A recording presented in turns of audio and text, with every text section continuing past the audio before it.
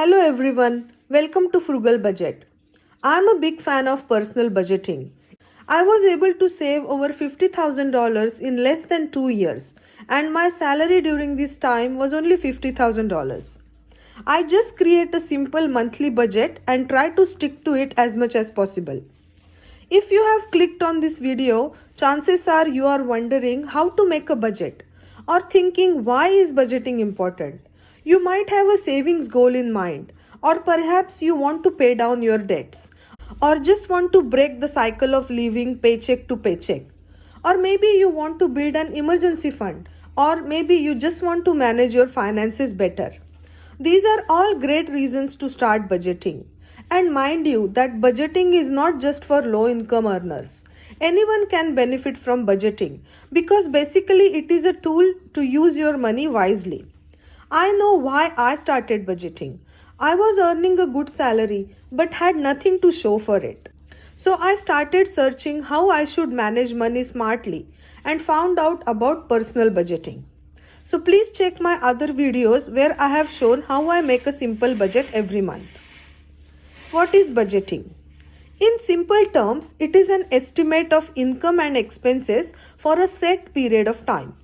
So I will now show you how you can create a simple budget in 6 easy steps. Step number 1. Track your income. If you don't know exactly how much you are earning, check your last 3 months pay slips. Go through your bank statements. List what is your fixed income like salary, government assistance, child support, etc. Then list all your variable incomes like overtime, tips, rental income, dividends, etc. If you are paid hourly, take an average of last few months' paychecks. You will be primarily using your fixed income for budgeting. Try to cover all your essential expenses with your fixed income only. Let's say you do not get overtime in a particular month, but you will still have your essential expenses covered with your fixed income. I personally do not use my overtime money. I keep it in my savings account. Use your variable income for other financial goals like investing or saving for a home deposit. Step number 2. Track your essential expenses. The essential expenses are for those things that you have to have in order to survive. For example, you need shelter, food, education, and transportation. So the list could look like this: rent or mortgage, car maintenance and petrol, food. So buying groceries is essential, but eating out is not. So food will include only buying groceries. Insurance for your car, for your home and contents, etc. Utilities like water bill, electricity bill, phone bill. Education. This will include buying books, school supplies, tuition fees, kids activities, etc. Debt repayment. You have to budget for minimum payments on all your loans like credit card loans, personal loans and car loans. Miscellaneous expenses. Every now and then some things come up unexpectedly, but these expenses are not big enough to take out funds from your emergency fund. For example, you go somewhere and you need to pay for a parking ticket. So set aside a small amount every month. For example, in my budget, I allocate $40 every month for miscellaneous expenses and I consider it as an essential expense. If you don't know what your fixed expenses are, again go through your credit card and bank statements. And again, try to cover all these expenses from your fixed income. Step number 3.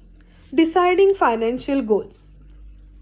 Once the essential expenses are covered, it's time to look at the bigger picture. Decide what your short-term and long-term financial goals are. Your immediate goal should be to save some emergency fund. Experts believe that $1,000 is a good amount for an emergency fund. If you do not have the emergency fund, immediately start saving for it. Put aside some money every month till you save $1,000. Long-term financial goals could be to save 3 to 6 months of expenses or save for a house deposit or invest for early retirement. Make sure to keep some money aside every month in savings. You can set up a direct debit from your bank account. This is called paying yourself first. What it means is you save money first and then spend the rest of the money. So you are not spending your money first and then saving the leftover money. Step number 4. Lifestyle related expenses. So these expenses are discretionary. They are not essential, but they are good to have.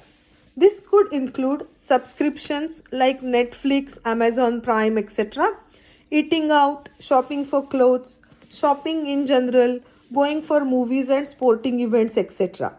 Set a limit on the amount you can spend on each of the categories and stay within that limit. For example, if you spend all your money on eating out, you cannot eat out till you get the money again in next month. Step number 5. Subtract your expenses from your income. The total of all your expenses must be less than your total income. So let's say your income for the month is $3,000, and if the total of all these expenses is $3,500. So that's where the problem comes. When this happens, we tend to go in debt. So the expenses should be less than income. So if the expenses are more, try to cut down your expenses. If you are paying too much rent, look for a cheaper place. If you have a mortgage, refinance and you can get a cheaper interest rate so that your repayment will be lower. Shop around for cheaper insurance. You can even get discount on your utilities if you switch service providers.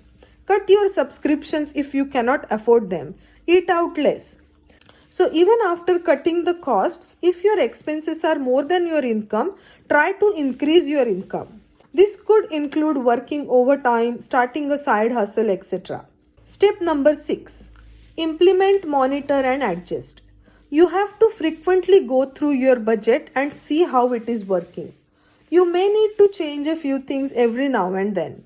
If you are doing it with your family, discuss it with other members and see how it is working for them and make changes if required. You can rarely have a set and forget budget. I normally review my budget every month. Also, try to stick to your budget. Try not to overspend. So these are the simple steps to create a budget.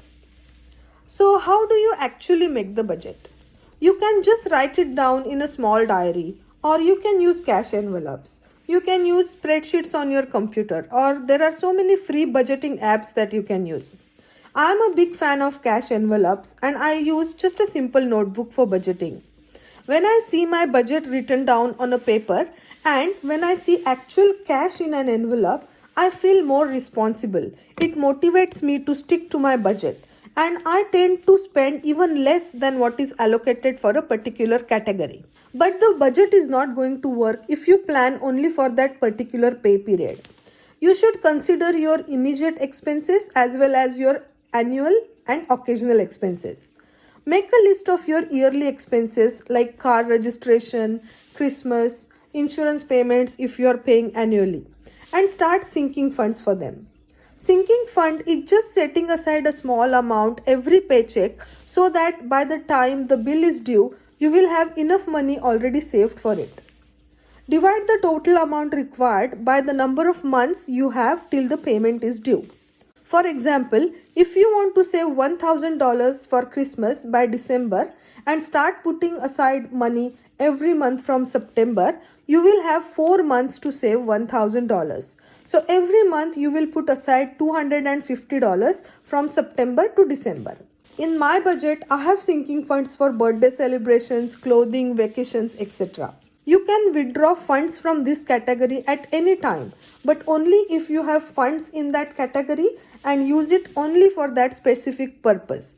For example, you are planning to buy something as a Christmas gift for your mom, and you find that exact same item at a heavily discounted price in September. You can buy it using Christmas fund. You do not need to wait until you save $1,000 in that sinking fund. I hope this makes sense. You can set automatic electronic transfers for some of the fixed expenses. I use automatic transfers for mortgage and utilities and use cash envelopes for other categories. So budgeting is not hard. If you create a realistic budget and stick to it, you can achieve a great financial success. Do try this budgeting method. It works. Please let me know if it works for you. Please subscribe to my channel and hit the notification bell so that you will not miss my new videos. Thank you.